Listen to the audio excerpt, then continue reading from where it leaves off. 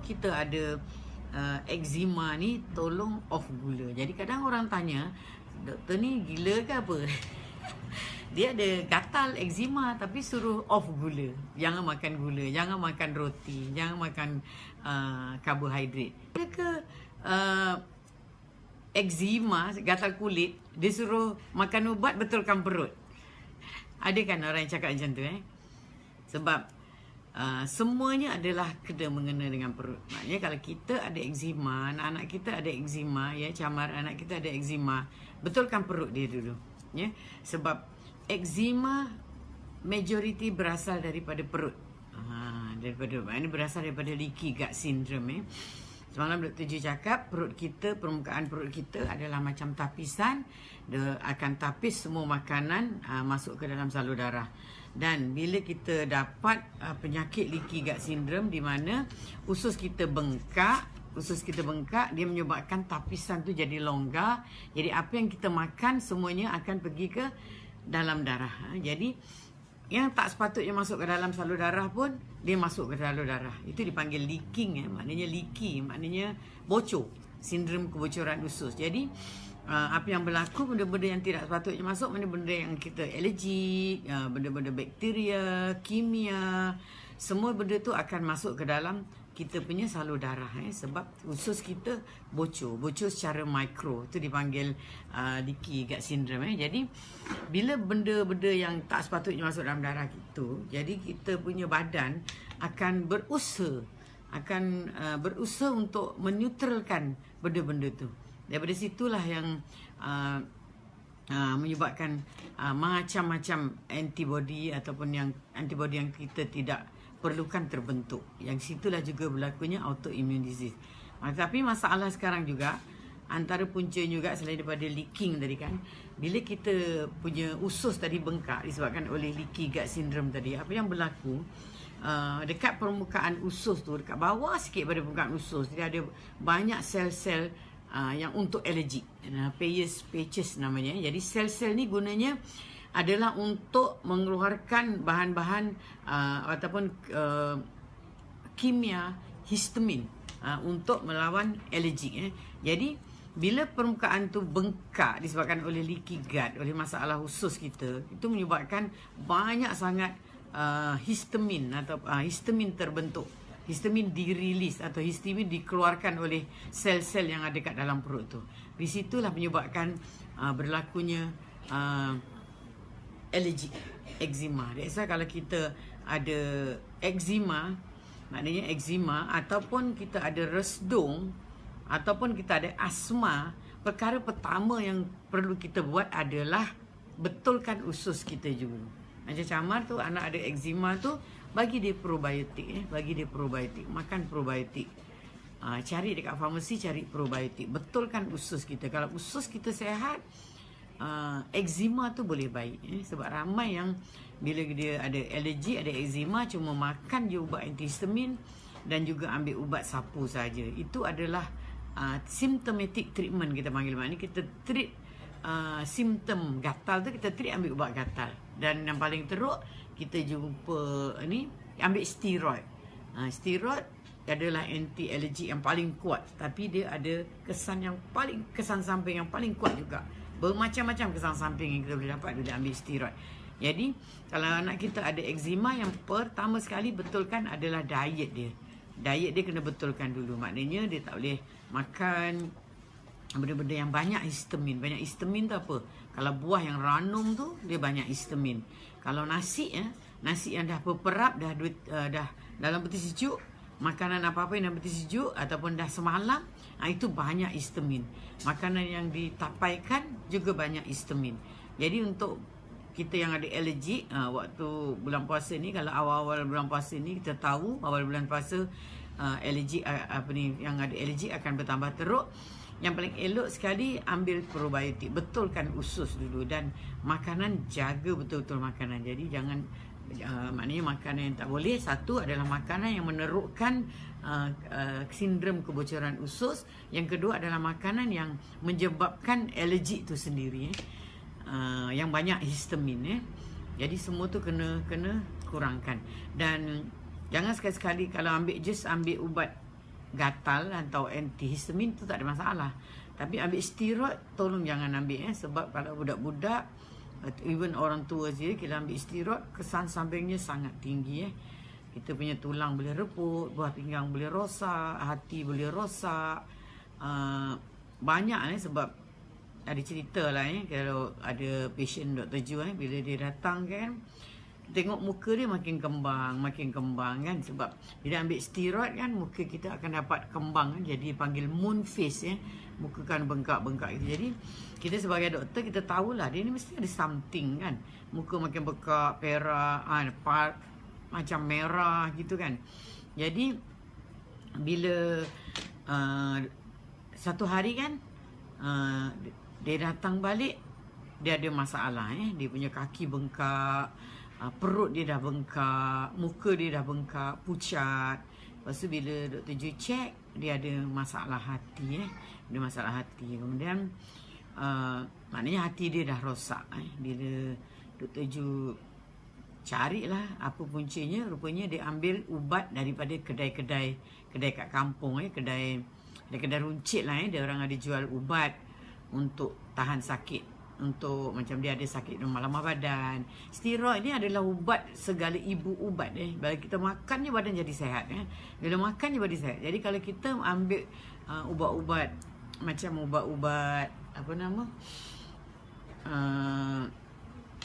ubat-ubat kat kedai ataupun ubat-ubat yang tak ada kelulusan daripada Kementerian Kesihatan, dan kita makan tiba-tiba sedap, itu pun puncanya sebab kita ada sebab mungkin dalam kandungan tu ada steroid. Tolong jangan ambil tolong ambil ubat-ubat yang ada kelulusan daripada Kementerian Kesihatan sebab kakak Dr. Ju dulu pun ada juga, zaman dulu dia orang ambil tonic Zul kata silap tonic Zul dia makan benda tu, bila makan boleh buat kerja, badan sehat, boleh. Kalau misalnya yang kerja noreh tu boleh laju je noreh. Kalau yang menyawit tu kan boleh laju je tiba-tiba bila makan ubat-ubat macam tu kan. Todik lah dia cakap kan, rupanya dalam je tu ada steroid dan ia sangat bahaya Jadi kalau kita ada eczema, kita ada resdung, tolong elakkan daripada ambil steroid. Arthritis kecuali terpaksa lah kalau di-prescribe oleh doktor. Tapi sebenarnya tak ada benda yang terpaksa, ada dan tak ada ubat yang tak ada penyakit yang tak ada ubat. Cuma kita kena cari cara nak merawat dia. Jadi kalau eczema tadi kan Dr. Ju cakap puncanya adalah daripada perut. Jadi kita kena betulkan perut. Kalau kita cuma ambil ubat sahaja untuk mengawal gatal, ambil steroid, tidak menyelesaikan masalah. Tidak menyelesaikan masalah. And then kalau kita ambil krim juga sama krim eczema selalunya adalah daripada steroid Jadi kalau tadi siapa tadi Cama ni tadi yang anaknya ada gatal-gatal tadi, yang pertama bagi dia minyak kelapa bagi air minyak kelapa satu hari satu sudu kecil je kalau budak kan. Kemudian sapu dengan minyak kelapa.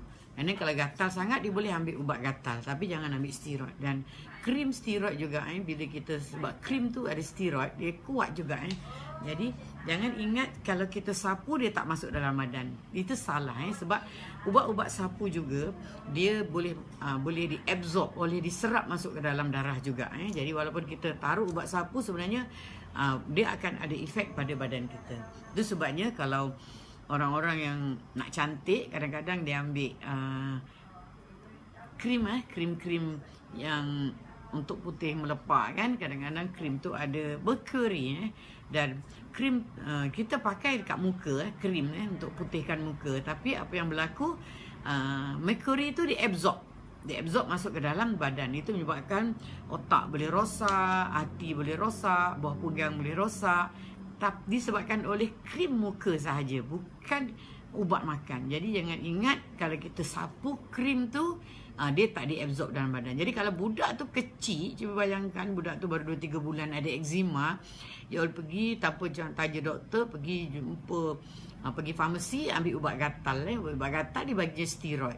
Bayangkan budak tu baru berapa kilo diabsorb, Apa jadi dengan budak tu Nanti buah pinggangnya rosak, hatinya rosak, barulah kita nak menyesal. Jadi kalau ada masalah jumpa doktor, dan kalau boleh carilah doktor yang ada functional medicine. Jadi kita boleh bagi nasihat dari segi pemakanan, dari segi macam mana nak merawat untuk sembuh. Kita merawat satu benda tu untuk sembuh, bukan untuk kontrol. Kalau kita merawat untuk kontrol, sampai bila pun tak akan hilang. Jadi kalau untuk apa tadi yang eczema tadi, kalau bulan puasa tadi kan, eczema akan tambah teruk sebabkan oleh namanya stres lah tadi kan. Stres sebab bila kita puasa, iman tak kuat. Puasa tu adalah satu stres. Bila stres, dia keluarkan macam-macam hormon dan menyebabkan kegatalan tu makin teruk. Yang kedua, puasa kenapa dia makin teruk? The first week gitu kan, eczema makin teruk disebabkan oleh pemecahan lemak tadi kan. Pemecahan lemak, jadi ada orang dia menyebabkan keluarkan keton. Jadi ada orang-orang tertentu dia akan tambah gatal. Dalam leaky gut tu satu enzim yang dipanggil DAO. Enzim ni dia berfungsi menguraikan histamin dalam badan kita. Makanan-makanan yang merosakkan usus macam Dr. G cakap semalam, gluten, gula. Jadi kalau tu kita ada eczema ni, tolong off gula. Jadi kadang orang tanya, doktor ni gila ke apa? Dia ada gatal eczema tapi suruh off gula. Jangan makan gula, jangan makan roti, jangan makan karbohidrat, gluten kan. Sebab mereka tak faham. Jadi selalunya kalau jumpa Dr. Ju akan explain sebab selalunya bila kita jumpa doktor bagi ubat, dan kadang-kadang tak ada siapa pun nak tanya doktor ubat tu untuk apa, penyakit tu kenapa. Kalau jadi doktor pun busy kan, doktor hospital kesian sebab doktor hospital busy, patient menunggu kat luar beratus, dia tak sempat nak explain, betul tak? Jadi ambil je ubat, bagi je ubat, bagi makan ubat. Doktor Ju tak salahkan pun Doktor Ju ni, sebab Doktor Ju pun pernah kerja kat hospital, tahu kan. Kita kalau boleh nak tengok patient tu satu orang seminit je, seminit keluar. Ni tengok dia datang batuk demam, terus tulis, tak payah check lagi kan. Sebab kita kena faham kat hospital patient ramai. Jadi kalau kita nak yang terbaik, selalunya jadi kaya, kumpulkan duit, pergi jumpa doktor swasta, betul tak? Okey. Jadi ingat kalau eczema ataupun alergi, ingat perut. Jadi bukan saja makanan tu. Kadang-kadang kita cakap kita dapat alergi sebab kita salah makan. Salah makan maknanya kita makan benda-benda yang gatal. Jadi doktor dia kata, saya dah tak makan benda-benda, saya tak makan seafood, saya tak makan daging, saya tak makan telur. Tapi kenapa masih gatal lagi? Kenapa eczema saya teruk? Dah penat dah berdiet. Sebab itu adalah satu, maknanya itu adalah salah. Maknanya apa yang dia buat tu tidak tepat. Apa rawatan dia buat tidak tepat. Dia avoid ataupun dia meninggalkan makanan-makanan tertentu, tapi makanan-makanan tertentu tu mungkin tidak membantu dalam menangani alahan. Contohnya makan telur. Bukan semua orang alergik kat telur. Jadi kita boleh juga buat test pergi kat Makmal kan, dia ada satu test untuk alergik. Dia buat test tu mahal sikit lah, dalam 300. Tapi kalau dah alergik dah teruk bertahun-tahun, elok buatlah test tu. Jadi kita tahu kita alergik kat apa. Kalau dalam test tu kata kita tak alergik kat telur, makan je lah telur. Kalau test tu kata kita tak alergik kat udang, kat ayam, makan je lah udang ayam tu. Sebab alergik tu bukan disebabkan oleh benda-benda yang common tu kan. Ya, common, memang kita selalu alergik pada benda-benda ni, tapi bukan semua orang Jadi yang eloknya buat test lah. Kalau kita dah kronik sangat, pergi klinik swasta, cakap saya nak buat ambil darah untuk test alergik. Jadi dia bukannya ambil darah, sebenarnya dia all kena pergi Makmal, dia ada test dia lah kan. And then sebenarnya apa yang kita tak boleh makan, salah antaranya juga adalah makanan-makanan yang menyebabkan leaky gut syndrome kita makin teruk. Jadi kalau kita cuma makan benda-benda yang menghindarkan daripada alergik, tapi benda tu kita sebenarnya tak alergik, sia-sia je lah Sebab lagi satu orang-orang alergik, dia kata saya tak makan daging, tak makan telur, doktor. Tapi dia makan buah. Saya makan buah je, doktor. Saya makan buah je, tapi dia orang tak tahu. Sebab buah tu juga untuk orang yang ada eczema tak boleh makan, especially buah-buah yang ranum. Sebab buah-buah yang ranum tu dia punya kandungan histamin dia sangat tinggi. Dia tak tahu pula benda-benda yang ditapaikan tu histaminnya sangat tinggi juga. Nasi, kalau orang zaman dulu kata makan nasi yang dah semalaman tu tak bagus, katanya cepat tua. Sebenarnya sebab dia ada banyak histamin. Jadi makanan yang dah semalam tu untuk orang-orang yang ada alergi, untuk orang-orang yang ada eczema, ada asma, dia tak boleh makan sebab dia banyak histamin. Bukannya kita nak membazir buang nasi kan, bagilah orang lelaki yang tak ada sakit, tak ada apa-apa tu dia boleh makan kan. Okay. And then orang-orang yang alergi ini juga kadang-kadang dia tak sesuai ambil susu. Orang yang ada eczema ni, sebab susu dia juga ada kalanya dia orang alergi pada susu dan menyebabkan leaky gut syndrome dia makin teruk. Jadi kalau kita nak minum susu, kita test dululah untuk orang. Dr. Ju cerita pasal eczema lah. Jadi kena check dulu sama ada kita alergik ke tidak pada susu tu. Kalau kita makan dan perut kita sakit, itu menunjukkan yang kita tak sesuai untuk makan susu.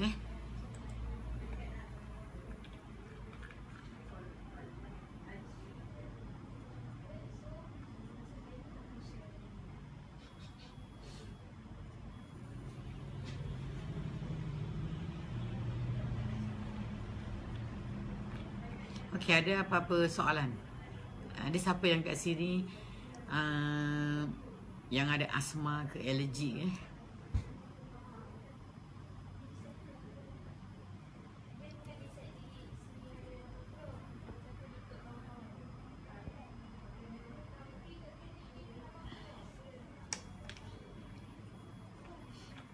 Apa dia resdung sebenarnya? Resdung tu adalah perkataan layman lah, orang-orang perkataan orang biasa lah, layman. Resdung tu general, general maknanya resdung tu sebenarnya kalau dalam bahasa perubatan, resdung tu sebenarnya is allergic tadilah. Jadi resdung allergic tu boleh, resdung tu mungkin sebab dia alergik kat hidung jadi hidung lah kan Jadi resdung tu apa sebenarnya berlaku kat dalam hidung ni, maknanya bila berlaku alergik kat dalam hidungnya, jadi dia ada dua jenis. Yang satu kita alahan mukosa dalam hidung ni, kulit dalam hidung tu ada kulit tu dia alah. Jadi kalau ada terkena bahan-bahan tertentu dia alah, dia bergesin, dia bengkak, keluar lendir semua, itu adalah alahan. Dia ada dua jenis. Satu lagi vasomotor rhinitis. Vasomotor rhinitis ni pula bila dia terkena benda-benda alergi tu, dia punya salur darah kat dalam hidung dia tu akan banyak berkumpul banyak. Jadi itu pun sama akan menyebabkan lendir banyak. And then lendir banyak, kadang-kadang kulit tu sampai jadi nipis dalam tu, kadang boleh sekejap-kejap hidung berdarah sebab bila kita ada alergi kat dalam hidung, dia panggil rhinitis, alergi yang berlarutan. Dia menyebabkan kulit dalam hidung, terutama kat bahagian tengah sini dia akan jadi nipis. Bila kulit tu nipis, kat bawah kulit tu ada salur darah, dan bila salur darah tu terekspos, dah terkeluar daripada, maknanya dah nipis sangat kat luar. Jadi kalau kita tersilap sikit, macam tiba-tiba kita silap makan ke apa, gatal kan, atau kenabuk gatal, jadi kadang-kadang kita tersilap, kita garu-garu ke apa, jadi salur darah tu mudah pecah dan berlaku pendarahannya. Itu semua adalah disebabkan oleh alergi. Jadi alergi dekat hidung tu ada dua, satu alergi rhinitis, satu lagi vasomotor rhinitis. Kalau nak tahu perbezaannya, kalau kita cek kat hidung hidung tu, kalau alergi tu, kalau kita tengok dalam hidung tu, dia punya dalam hidung tu warna pale, pucat. Tapi kalau vasomotor rhinitis, dia punya dalam hidung tu dia warna merah, sebab salur darah dia banyak yang mengembang. Dari segi rawatan sebenarnya sama je lah. Rawatannya sama. Apa dia sinusitis pula? Sinusitis juga, alergik juga Tapi dekat bahagian hidung juga, tapi dekat belakang hidung sana, dekat tepi pipi, dekat dengan atasnya, dekat otak. Sebab dekat dalam otak kita ada ruang udara yang iaitu ada dekat kiri kanan pipi kita, ada belakang hidung, ada dekat atas kepala ni dan belakang ni. Jadi ruang-ruang hidung ni gunanya Allah Ta'ala buat untuk meringankan kepala kita lah. Kalau kepala kita tak ada ruang hidung, kita pun ruang udara, kita pun nak angkat kepala pun tak larat, berat sangat kan. Jadi dia ada udara-udara kat situ. Tapi dan dia ni bersangkutan dengan hidung ya. Jadi bila dekat kita alergik kat hidung, selalunya dekat ruang tu dipanggil sinus ya. Jadi ruang-ruang sinus tu juga dia boleh alergik Jadi ruang-ruang sinus tu boleh gatal juga Dia boleh juga merah juga kat dalam, boleh bengkak dan boleh bernanah. Kadang-kadang ada orang dia dapat resdung, dia gatal-gatal, tiba-tiba kat pipi dia sakit Bila tekan-tekan sakit Itu kemungkinan dia ada sinusitis kat bahagian pipi. Kadang-kadang bila tekan sini, wah sedapnya. Mungkin dekat ada juga sinusitis yang bahagian atas ni. Jadi itu semua juga adalah alergik sama saja. Benda-benda tu dan rawatannya juga sama. Dan dia menjadi teruk sebab sama. Sebab kita ada masalah usus. Jadi sebelum merawat semua tu, rawat dulu usus kita Dan detox juga boleh mengurangkan alergik